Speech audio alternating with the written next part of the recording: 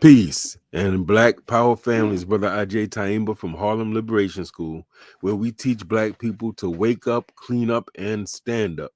Family, we are beginning a new phase where we want to begin doing more global news, having broadcasts that are exploring the nature of Pan Africanism, because I am a Pan African and a Black nationalist, right? And so I noticed that we have a lot of programming around Black nationalism because it's domestic. It kind of makes sense, is what we know the most.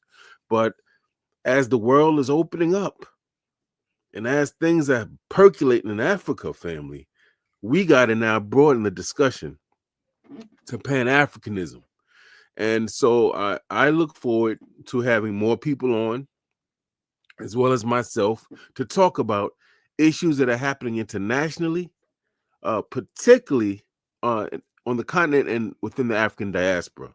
We know that Brother Malcolm supported that heavily, and we know that the Honorable Marcus Garvey supported that heavily, and we should as well. We should know what's going on around the world, particularly as it relates to us, particularly in these draconian, backwards, and reactionary times, this political climate that's repressive and oppressive. It's important that we know that America ain't the only game in town. Sometimes people get comfortable with your family. They think they the only game in town. The United States thinks they the only game in town. We got to let them know they are not the only game in town. There's other places that rock with us, that are extending their hands to us, the long lost sons and daughters of Africa. And it's up to us to make the next move. So, with that said, family, I want to talk today about 5 reasons why Black people in the United States, New Africans, so-called African Americans or Afro Americans, we got a million different names, why we should be paying close attention to and supporting the developments happening. I'm going to say the Sahel region, but I'm really going to focus, that's Burkina Faso, Mali, and Niger, but I'm going to focus on what's happening in Burkina Faso. This is a West African nation that has a revolutionary history, and its current trajectory aligns with many of our own struggles for self-determination, economic independence, and political sovereignty. But I'm going to start with a brief history of Burkina Faso because some people watching this live or recorded may not know the history. I don't want to assume that you do. And yes, I am definitely speaking from notes that I carefully put together. I want to make sure I don't miss anything. All right. Now, Burkina Faso, family, was formerly known as the Upper Volta. That was the name of the country. Of course, that is an indigenous, right? That's a name from the French, because the French colonized what we now refer to as Burkina Faso in the late 19th century. And like many African nations, it suffered from economic exploitation. It suffered from political suppression under white. And we gotta say who did it. It ain't just colonial rule, it's European colonial rule, right? Um, However, its true revolutionary spirit emerged in 1983 when Captain Thomas Sankara came to power through a military-led uprising. Those of you who don't understand why are there coups d'etats, why people have uprisings, typically, family, what happens is they get some bootlicking Negro leadership that is not in line with the aspirations of the people of the country, that typically are in bed with the United States or some other European nation for monetary gain for themselves as leaders. But meanwhile, they rape the country. They got these white people coming in and just taking the gold, oil, and diamonds and lithium and whatever else we're producing for low prices, and let them do what they want. So that the leaders, typically there's a coup d'etat or uprising because the people become dissatisfied with the backwards leadership, the selfish, opportunistic, incompetent, and corrupt leadership, and take over. So that's what happened in 1983 when the great Thomas Sankara came to power. And Sankara was known colloquially as Africa's Che Guevara, right? And he rejected neocolonialism. He was a champion of self-reliance and African self-sufficiency. He was a Pan-African, and he prioritized things like women's rights education, healthcare, and land reform, right? He even had, if I recall, he had all of the people in the cabinet wear clothing made in Burkina Faso. He reduced the salaries of all the government officials that he believed were inflated, and he also required that all the government officials not drive these exorbitantly priced European cars. He was very frugal in a revolutionary way. He wanted the economy of the country to be stimulated by their own products and crops and goods and services. He went around the United Nations. He came here to Harlem, and he famously said over and over again, we don't have to go to the white man for anything. He said, we grow crops, we have products, we have natural resources such that if we just get the backwoods Negroes out of leadership that's in bed with Europe, the United States, we can govern ourselves. We have economy for ourselves, right? Unfortunately, because of his revolutionary politics and his revolutionary integrity. See, when he renamed the country from Upper Volta to Burkina Faso, Burkina Faso means land of upright men. These are people who are righteous. This means that people are not hypocrite. They ain't talking one thing and they're doing a whole opposite thing every other day of the week. These are people who have political consistency, who put the people first, who are informed, who love their people and fight for their people. So he had a vision he was trying to concretize. And that's why it's so good to see this brother Ibrahim Traoré is following right in that Sankora tradition, right? He was assassinated in 1987. Those in the know believe that this was orchestrated, obviously, by France, possibly involvement of the CIA of the United States, and certainly people within his military, right? But today, Burkina Faso is in a better place. And it has developments that hold significant implications for Africans in the diaspora. And I want to just take a pause, see if anyone's with me, if anyone made any comments or anything in that. Okay, good. We're good. I wanted to get into now 5 reasons why those of us in the United States should be following the developments in Burkina Faso and supporting them. Number one, this is a country under the leadership of Ibrahim Traoré that represents the spirit of Black self-determination and sovereignty that many of us nationalists and Pan-Africanists are fighting for. We have the vision, we're mobilizing, we're organizing, but this is a brother in a situation that's actually putting it all together on the ground in real time. We're able to see it and what it looks like in our lifetime. And that is a blessing. Let me get some water real quick. So that's the first thing, Hold on, family.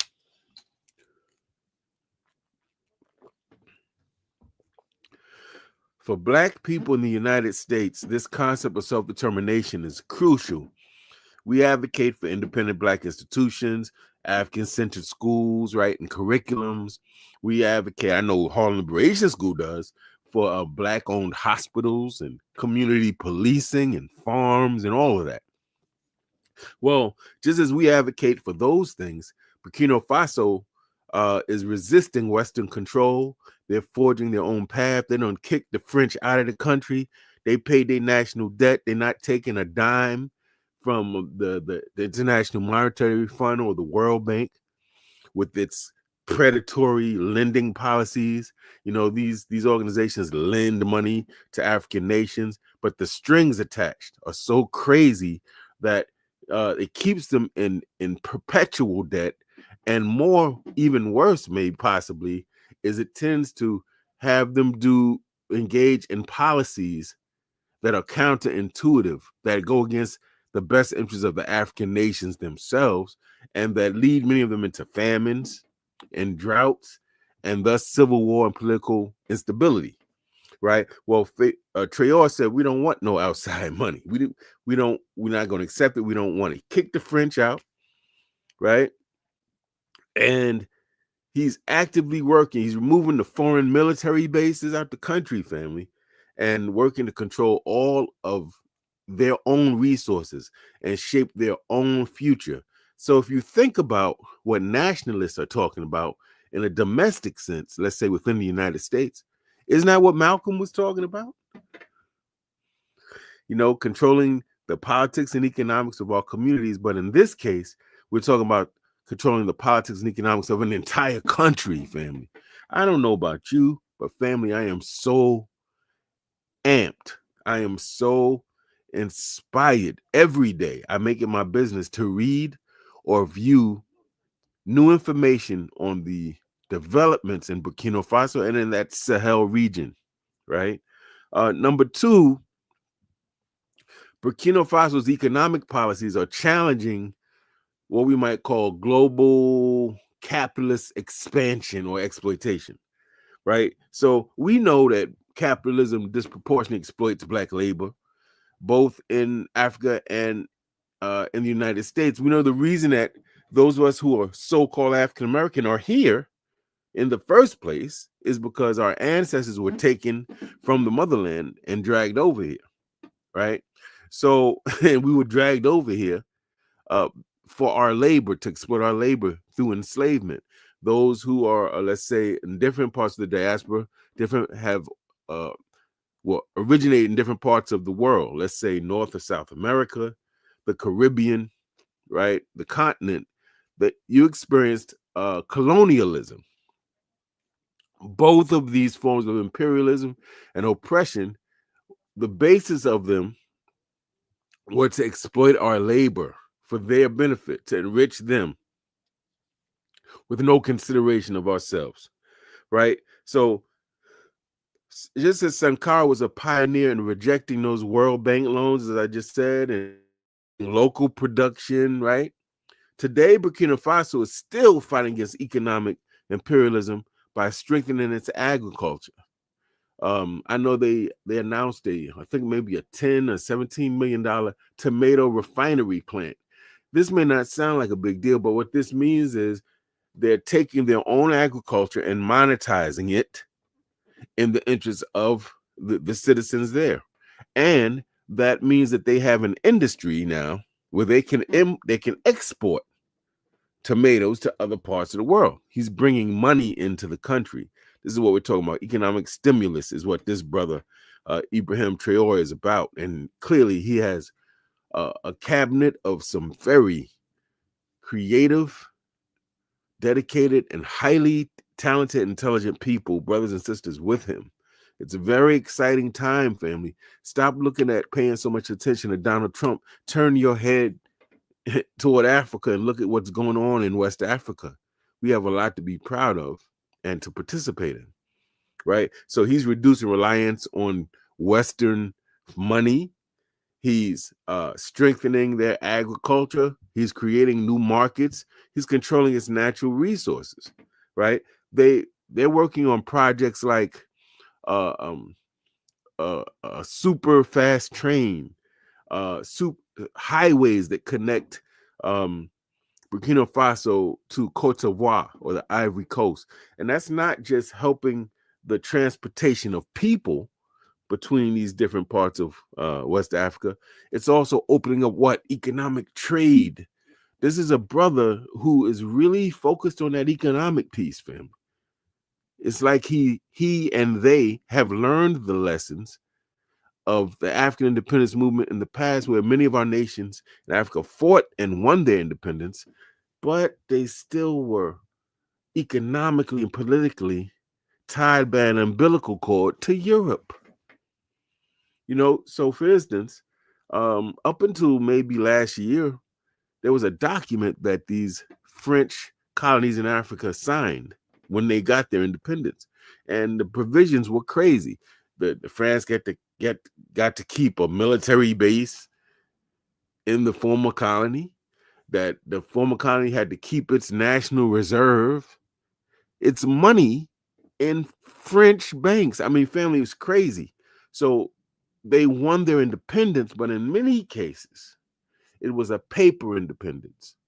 They still were, as Kwame Nkrumah explained in his book, Neocolonialism, The Last Stage of Imperialism, they were neo-colonial relationships, right? They were still tethered, if you will, to Europe.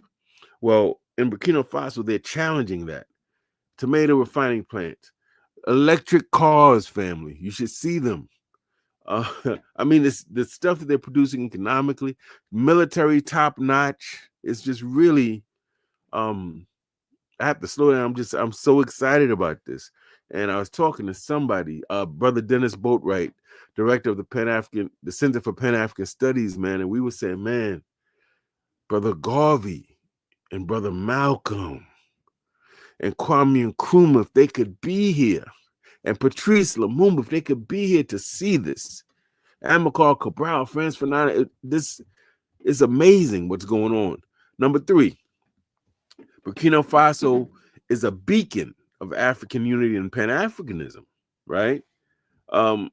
Thomas Sankara understood that African nations have to unite politically and economically. We can't just be waving flags and talking and clapping in the United Nations in support of each other. We have to have political and economic relationships, right, with each other throughout the continent. And so he worked to strengthen ties with places like Ghana, Libya, and some of the other African nations. Well, today, Burkina Faso is resisting external control. It's embracing regional solidarity, which speaks to the Pan-African values that many of us uphold in the United States. So, for instance, you might remember, I believe last year, they formed this AES, basically a coalition of Sahel states, and that again is Burkina Faso, Niger, and Mali. And they basically all pledged to militarily defend each other from attack. African countries working together and making public statements, making that public, and kicking the French out, family. I don't know if you're feeling this, but these are the things we speak of as nationalists in a domestic way here in the United States, right? Malcolm said, kick them out your meetings. The first thing you do, kick them out your meetings, kick them out your conferences, and then we could talk shop with one another. This is what Malcolm said, referring to kind of the Bandung Conference and the lessons we can learn, right? Now we got 3 African countries, and it's only 3 out of 54, but it's a start. It's a start, family. And then you're going to see, I predict, more and more of the African nations are going to follow suit. You know how it is. You're in a community, the police are having their way. They're being racist, as they tend to be toward our people, and nobody's doing anything. So it just keeps happening. Police misconduct, mistreatment, brutality, whatever you want to call it. And then an organization pops up. A person says, "Now I had enough." And that person organizes an armed patrol, and they have walkie-talkies, and they're coming out with law books, quoting the law, with guns, not in a menacing way, but just to let it be known, like, we're protecting our people, we're standing up. And what happens? Because the people in the community see somebody finally is standing up and doing something about the issue, not just complaining about it, they stand up. So what's going on here is, you could rest assured, is going to inspire other African nations to follow suit. Do not be surprised if you hear 3 more African nations are joining coalition. More African nations are kicking the former colonial masters out, kicking their get these military bases out of our countries. Don't be surprised if you see that. That's the nature of courage. Courage is contagious, family. I'm so excited about this. This is really something. So when you support what's going on in Burkina Faso, Mali, and Niger, you are essentially supporting Pan-Africanism in practice, no longer just principles. This is a practice, right? I want you to think about what happens So for instance, I think Donald Trump recently said that they're not going to do business with South Africa. What happens when all these African nations realize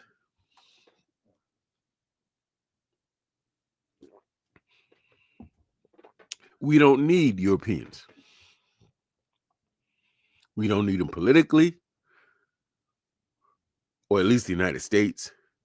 We don't need them economically, because 65% of the farmable land in the world is, guess where? In Africa. 65%. That means agriculture is Africa's business all the way. The lithium used to charge these rechargeable batteries in electric cars, in your cell phones, and your laptops is lithium. Coffee, timber, cobalt. And we go on and on. All the mineral resources in Africa. So once these African nations finally see, you know what? We had it wrong. We're not dependent on the white man. The white man is dependent on us.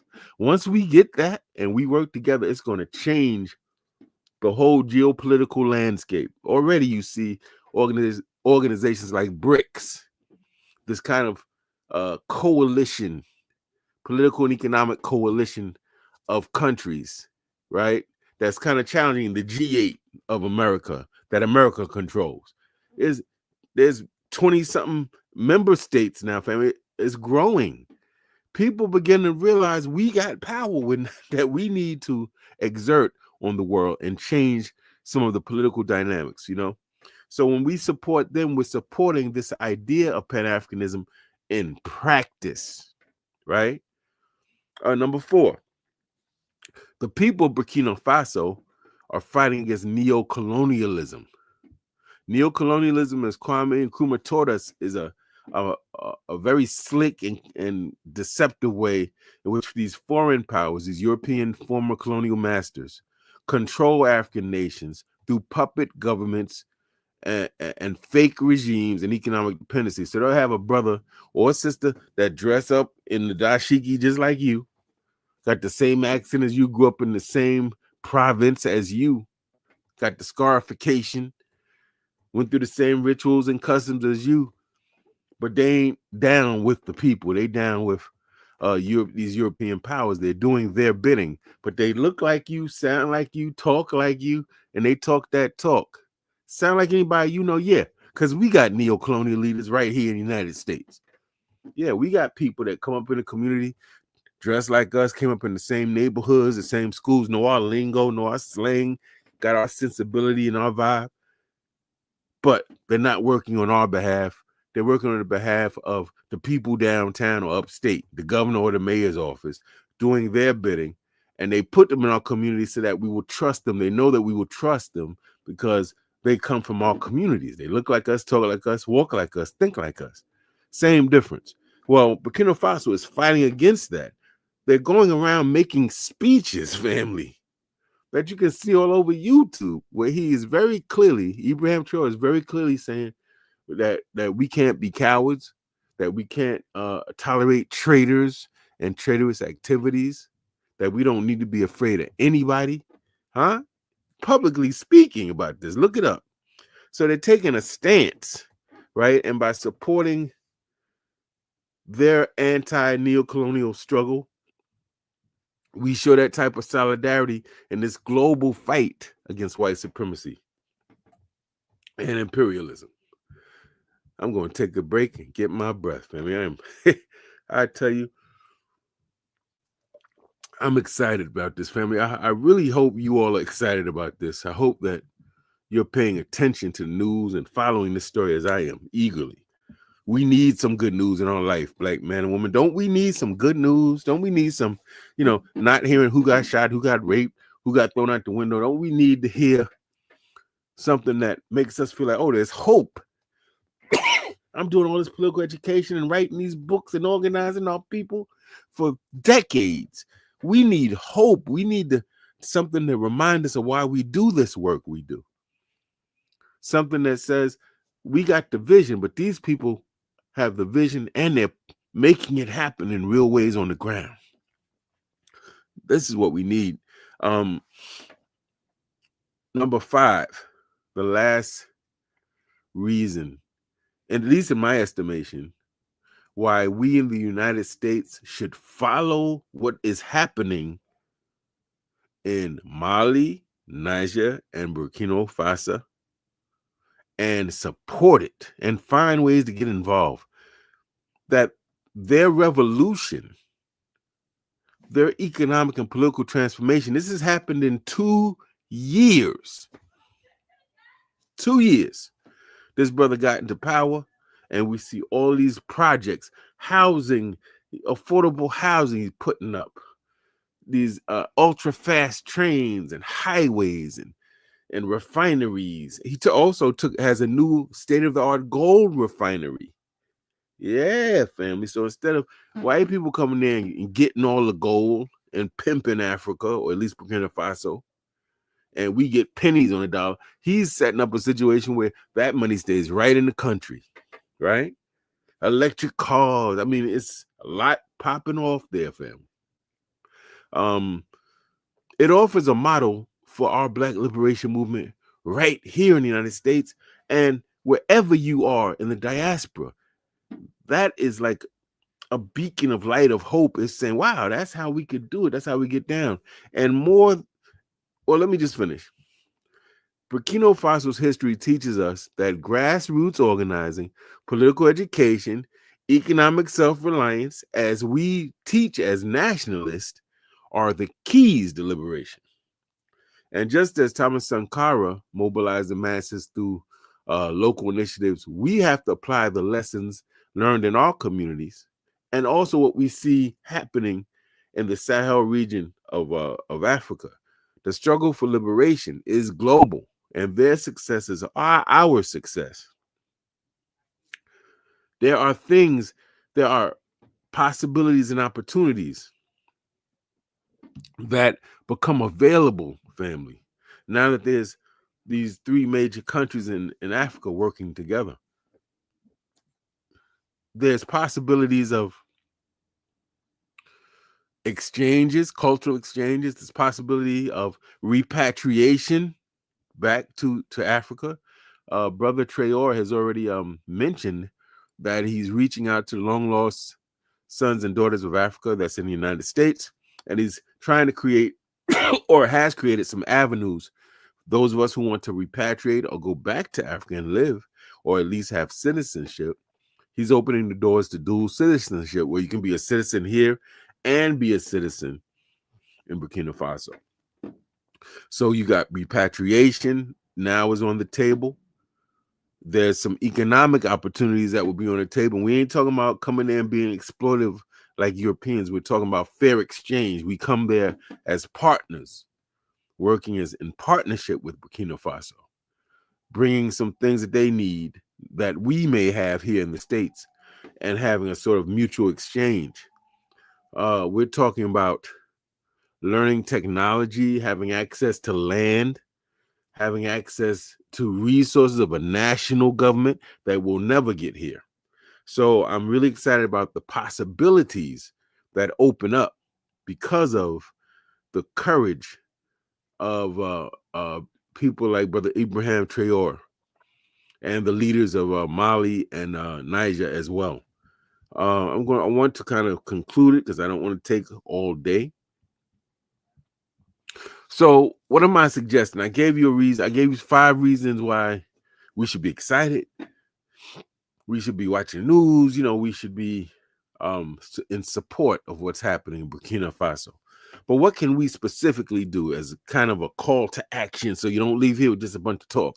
Well, first of all, we have to educate ourselves about what's going on, and we have to share the story with other Black people. As much as I can, I'm talking to my queen. When I'm learning stuff, I'm talking to her. This is what's going on. I'm showing videos. You look at these cars. This is real talk. Look at the plans for the super fast train. Look at the plans for the housing developments. Look at this tomato refinery they put together and all the jobs it's creating. Look at all that land, so that I can help other people understand what's going on, right? So educate yourself. YouTube. There's magazine articles on the internet. There's speeches he's given. Of course, he speaks French. But they're translated. You can learn, you can hear from his own mouth what the vision is, and hear how bravely he's speaking out against neocolonialism. He's speaking out against being in economic debt and slavery and servitude to European nations, and how it's time for us to use our own resources and have our own. Malcolm said it. Honorable Marcus Garvey said it. But they didn't have a country of their own to operationalize it. Y'all see the difference here? These are some of our pioneers who talked about the need to have these things, to have a liberated Africa, or to have self autonomy or sovereignty amongst Black people. But now you got the leaders of countries that are taking those ideas and applying them very practically in ways that we've never seen before. What we're seeing right now is unprecedented. Although, of course, it's building on the work of people like Thomas Sankara, right? Julius Nyerere, Jomo Kenyatta, right? Kwame Nkrumah. So learn more about it. And when you learn about it, share with other people. Share those links. There's a good video that talks about 20 different achievements of Burkina Faso in the last 2 years. Check that out, man. It's going to blow your mind, the stuff that they're doing and the stuff that they're planning to do, right? This stuff doesn't happen overnight. Also, we can support Pan-African initiatives and businesses that align with what they're doing. In your neighborhood, you might have in your place of worship, you might have people who are Pan-African. They might be involved in Pan-African organizations or initiatives, virtual groups and meetings. They might have, get involved, learn more about Pan-Africanism. We have a video, I believe, that talks about Pan-Africanism on the channel here at Harlem Liberation School. Learn more about Pan-Africanism itself, and how you can get involved with that in general. And then third, we can use our political influence to challenge U.S. and Western policies that undermine African self-determination. In the 60s, Black people and Black power organizations and their members were regular visitors to the United Nations. From my studies, people like Amiri Baraka, the great poet and intellectual and writer, led quite a few protests at the United Nations. We need to make our voices heard, to apply pressure in the ways that we can. And family, if you can get to these countries, if you can travel to these countries, if you know people who live there, you got relatives there, you got connections there, I think it would be a good idea to visit and build relationships with our people in Burkina Faso, in Mali, in Niger. Why? Just to visit? No. Learn the lay of the land. See what Pan-Africanism is looking like on the ground in real time in an independently run African nation, run by African people. See what it looks like. Get inspired. Take pictures. Take video. Have conversations. Come back here and report back to us what's going on so we can see it firsthand in real time. Also, we should be developing business relationships, cultural relationships with our people in the Sahel region of West Africa, right? Well, family, I don't know if you're like me, but I'm overjoyed at this development. I'm very hopeful with this development. I think that this is a great time to be alive, despite what's going on with the Trump administration. Don't let the white man get all your attention. Family, there's other things going on in this world besides what he's doing, right? So the struggle for our liberation is interconnected. It is globally connected. Those of us who believe in Pan-Africanism. And supporting Burkina Faso is supporting ourselves. Let us stand in solidarity with our brothers and sisters on the continent, and let us continue to push for real, tangible change. Until next time, peace and Black Power, family. Thank you for watching and listening. I hope I inspired somebody to get on this bandwagon. We need to be going there and find out what's going on. I see the Black Power General reminds me of the spirit of Brother Khaled, Brother Karim, Blizz Johnson, Brooknon's blackest.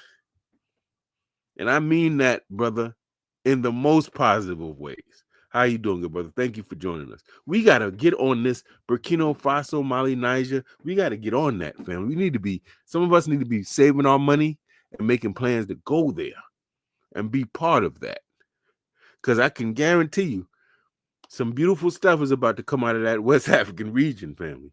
And we could be part of it, or we could be over here talking about, oh, I wish I would have invested. I wish I would have went. I wish I would have, taken the time to research. Or we could be part of the group that's over there, part of the action.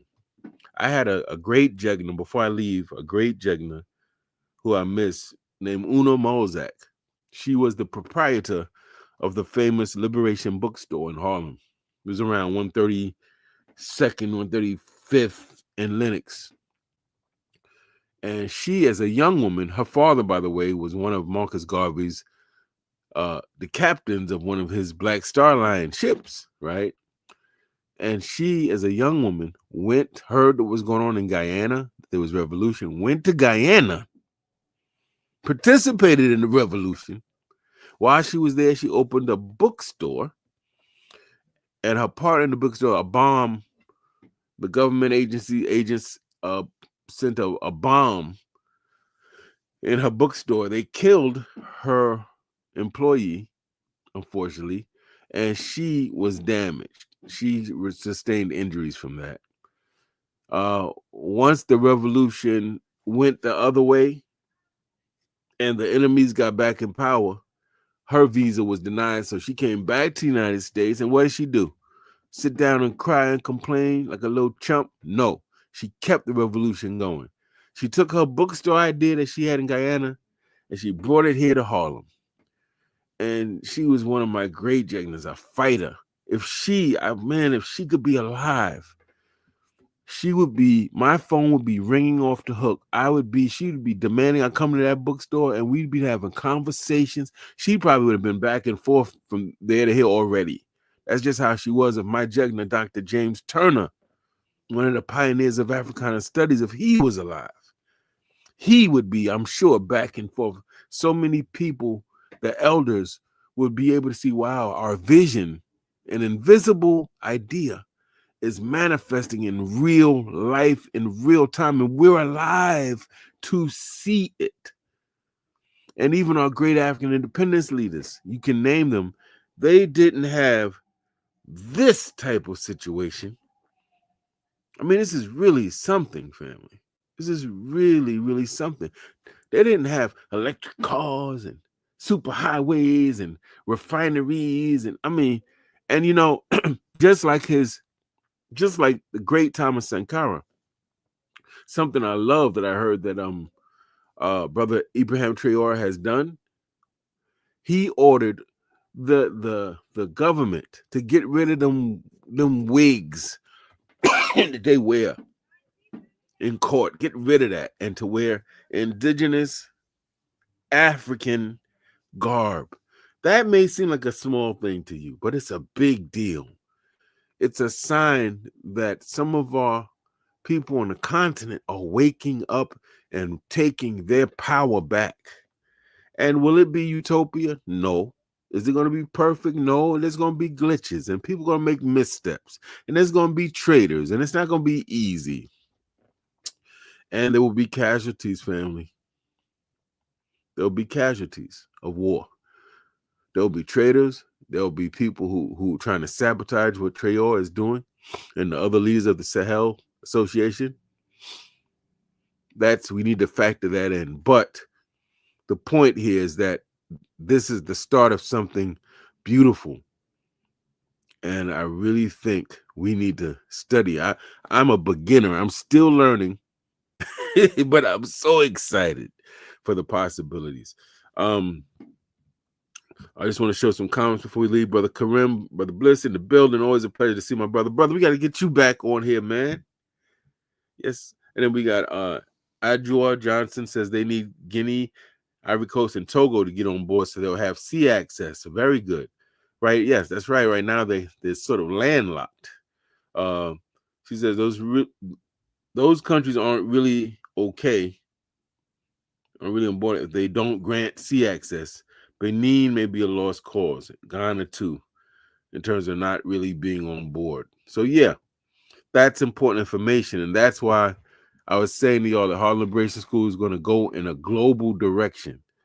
We want to make sure that we know what's going on in different parts of the world, particularly on the continent right now. We have to educate ourselves, do a better job of learning the names of some of these leaders, the countries, their histories, the countries, as Adja Johnson makes a very good point, that we even need to know what countries are rocking with Burkina Faso, what countries are in the pocket of the United States. That's practical information we should know. We got to educate ourselves on that.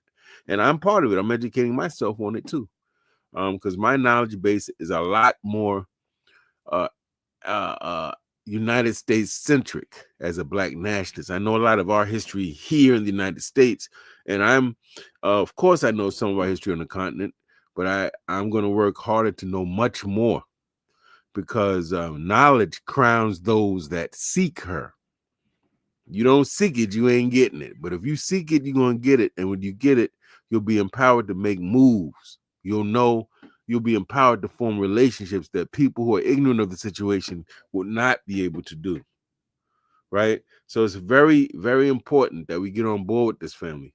Now, that said, listen, I want to thank all of you. Those of you who left comments, those of you who are watching and didn't leave a comment, those of you who will watch the later recorded version, thank you for watching. Let us work together. Let's form our own alliances in the States, throughout the diaspora. We have to work together. We have to overcome our squabbles and our petty differences, overcome our egos, and we got to work together, because we are all we got. But if we do this right, we're also all we need.